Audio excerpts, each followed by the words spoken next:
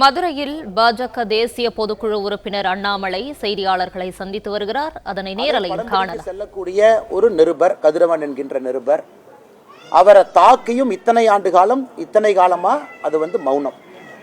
இன்னைக்கு அவங்கெல்லாம் பணம் கேட்டு எங்களை பிளாக்மெயில் பண்ணாங்க, அதனால நாங்கள் இன்னொரு செக்ஷனை போட்டு இந்த ரிப்போர்ட்டர் தூக்கி உள்ள வைக்கட்டுமா அப்படிங்கிற ஒரு நெரேட்டிவும் செட் பண்றதுக்கு ஒரு கும்பல் கிளம்பி இருக்கு. இதெல்லாம் தமிழக முதலமைச்சர் நேரடியாக தலையிடணும். இதையெல்லாம் முளையிலே கிள்ளி எறியணும். அவருடைய கட்சி எம்எல்ஏவின் மீது அவர் நடவடிக்கை எடுத்தார்னா தமிழகத்தில் சட்டம் ஒழுங்கு இருக்குன்னு நம்ம நம்பலாம். ஆனால் கடந்த 4.5 ஆண்டுகளில் பார்க்கும் பொழுது தமிழகத்தில் அதிகமாக சட்டம் ஒழுங்கு பிரச்சனையை உருவாக்குவதே திமுக காரங்க தான். ஒன்று திமுக காரங்க நிறைய இடத்துல கஞ்சா விட்டு மாட்டுறாங்க, அல்லது எம்எல்ஏவை போன்றவர்கள் நேரடியாக களத்தில் இறங்கி ரிப்போர்ட்டரை தாக்குறாங்க. இதை விட தமிழகத்தில் சட்டம் ஒழுங்கு அதல பாதாளத்தில் இருக்கு அப்படின்னு படம் பிடித்து காட்டுவதற்கு என்ன வீடியோ வேண்டும் முதலமைச்சர் அவர்களே? உடனடியாக எஃப்ஐஆரை போடுங்க, கைது பண்ணுங்க, தூக்கி உள்ள வைங்க. எம்எல்ஏவாக இருந்தாலும் பரவாயில்ல. எதுவுமே செய்யாமல் ஒப்புக்கு சப்பானியாக ஒரு காவல்துறையை, கரூர் காவல்துறையை வைத்துக்கொண்டு ஏதோ இந்த குற்றவாளி யார் அப்படின்னா இந்த நிருபர் குற்றவாளி அப்படிங்கிற மாதிரி ஒரு பிம்பத்தை கட்டமைக்கிறீங்க. அதையும் வன்மையாக கண்டிக்கத்தக்க ஒரு நிகழ்வு. முடிச்சுட்டு உங்கள்கிட்ட வர்றேங்கண்ணே, கேளுங்க.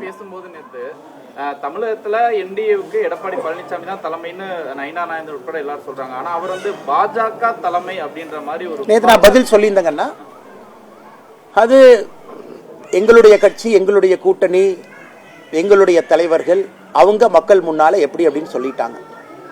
திரு விஜய் அவர்கள் கைத்தட்டு பெறுவதற்காக அவங்க கட்சிக்குள்ள அவர் என்ன வேணாலும் நரேட்டிவ் செட் பண்ணிக்கிட்டு அது அவருக்கு விட்டது. அதனால் தமிழக மக்கள் எல்லோருக்குமே தெரியும் யார் இன்னைக்கு முதலமைச்சராக இருக்கிறாங்க, எதிர்கட்சி தலைவராக யார் இருக்கிறாங்க, தேர்தல் களம் எப்படி இருக்குன்னு. ஆனால் இன்னைக்கு விஜய் அவர்களை பொறுத்தவரை நான் ஏற்கனவே நேற்று காலையில் கோயம்புத்தூரில் சொன்னது போல அந்த அரங்கத்துக்குள் இருக்கக்கூடிய தன்னுடைய தொண்டர்களுடைய விசிலுக்காக கைத்தட்டலுக்காக பேசிய பேச்சாக மட்டும்தான் இருந்தோ தவிர ஒரு டெப்தா, ஒரு சிந்திக்க வைக்கக்கூடிய ஒரு வாக்காளனை எதற்கு நான் உங்களுக்கு ஓட்டு போடணும், எதற்கு மாற்றம் வேண்டும் அப்படிங்கிற பேச்சா இல்லை. அதனால் அதை கடந்து போய் விடலாங்கண்ணா. திருப்பரங்குன்றத்துல அந்த நீதிமன்றம் உத்தரவிட்டு அந்த தீபம் ஏற்ற விடல, ஆனா நீதிமன்றத்தில் போய் அந்த மன்னிப்பு கடிதம் கொடுத்துருக்காங்க, நிபந்தனையற்ற மன்னிப்பு கடிதம் மாவட்ட ஆட்சியர் கொடுத்துருக்காங்க. தமிழக அரசு கொடுத்த மாதிரி தான் நம்ம பார்த்துக்கிறோம். 100% தமிழக அரசு முதலமைச்சரே கொடுத்ததா தான் எடுத்துக்கணும். ஒரு மாவட்ட ஆட்சியர் என்பது முதலமைச்சரை ரெப்ரசன்ட் பண்ணக்கூடிய ஒரு ஸ்டேட் இன்ஸ்ட்ருமெண்ட். அவர் அந்த மாவட்டத்தில் ஸ்டேட் யார், அரசு யாருன்னு கேட்டிங்கன்னா மாவட்டத்தினுடைய ஆட்சியர், காவல் கண்காணிப்பாளர், போலீஸ் கமிஷனர். இன்னைக்கு அவங்க போய் கோர்ட்டு முன்பு நின்று மன்னிப்பு கேட்குறாங்கன்னா இது எந்த அளவுக்கு சீரியஸாக போயிருக்கு, எந்த அளவுக்கு முதலமைச்சர் வாக்கரசியலுக்காக, மைனாரிட்டியை தாஜா செய்ய வாக்கரசியலுக்காக இதை எக்ஸ்கலேட் பண்ணி இந்த நிலைமை கொண்டு நிறுத்திட்டார்.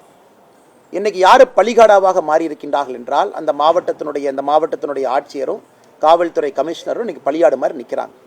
அதனால தான் நேற்று நாங்கள் பத்திரிகையாளர் சந்திப்பில் கேட்டது, இன்னும் நீதியரசர்கள் ஒரு படி மேலே போய் அந்த ஆட்சியருக்கு யார் ஃபோன் பண்ணாங்க, ஆட்சியருக்கு இந்த மாதிரி செய்ய சொன்னது யார்?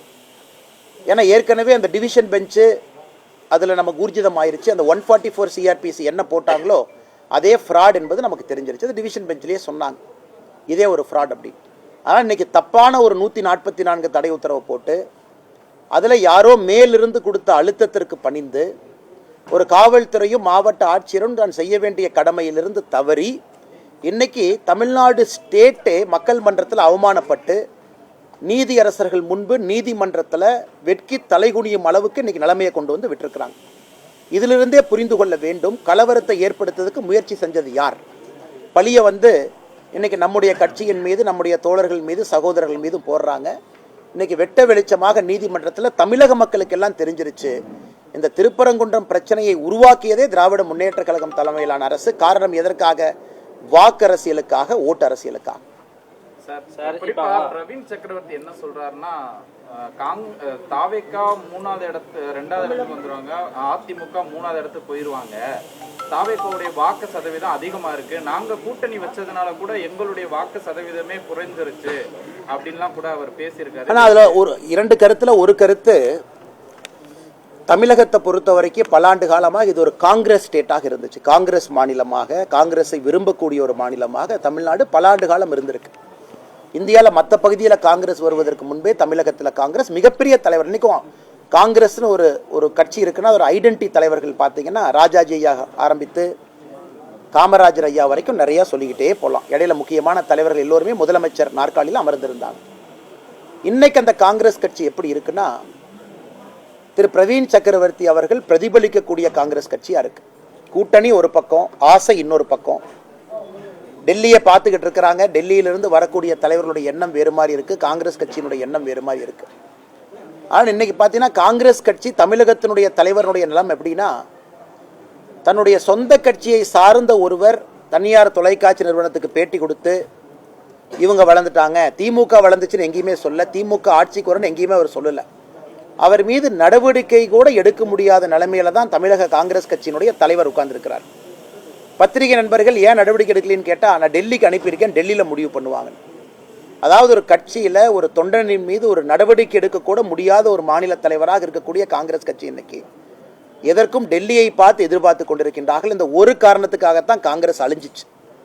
தமிழகத்தில் இருந்த பவரை தூக்கி டெல்லியில் கொடுத்தாங்க. கர்ம வீரர் காமராஜரையை எப்படி இங்கே ஆட்சியை நடத்தினாங்க. அதன் பிறகு இந்திரா காந்தி அம்மையார் டேக் ஓவர் பண்ணதுக்கப்புறம் கர்ம வீரர் ஐயாவை தோற்கடிக்க வேண்டும் என்கின்ற ஒற்றை காரணத்திற்காக 1972 தேர்தலில் திராவிட முன்னேற்ற கழகத்தினுடைய கூட்டணி 234 தொகுதியில் ஒரு தொகுதியும் கூட காங்கிரஸ் நிற்காம 1972 பாதி பாராளுமன்ற தொகுதியில் காங்கிரஸ் நின்னாங்க. அன்னைக்கு ஆரம்பித்த வீழ்ச்சி காங்கிரஸ் இங்கே இருக்கு. நான் காங்கிரஸ் கட்சியை பற்றி கமெண்ட்ரி கொடுக்க வேலை என் வேலை இல்லைங்கண்ணா. ஆனால் நிச்சயமாக காங்கிரஸ் கட்சியினுடைய வீழ்ச்சி தமிழகத்தில். ஆனால் இன்னும் அவங்க பாருங்க, 63 சீட் காங்கிரஸ் நின்னாங்க 2011.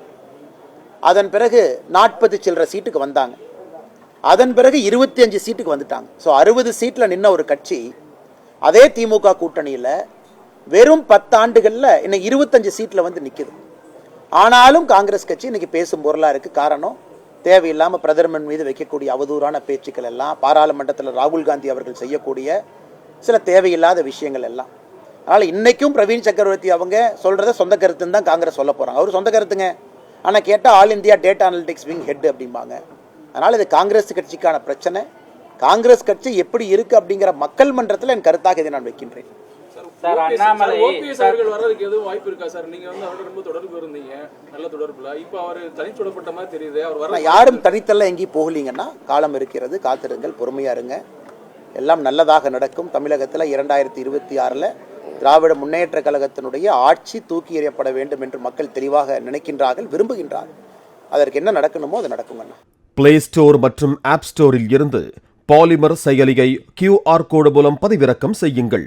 செய்திகளை உடனுக்குடன் பெறுங்கள்.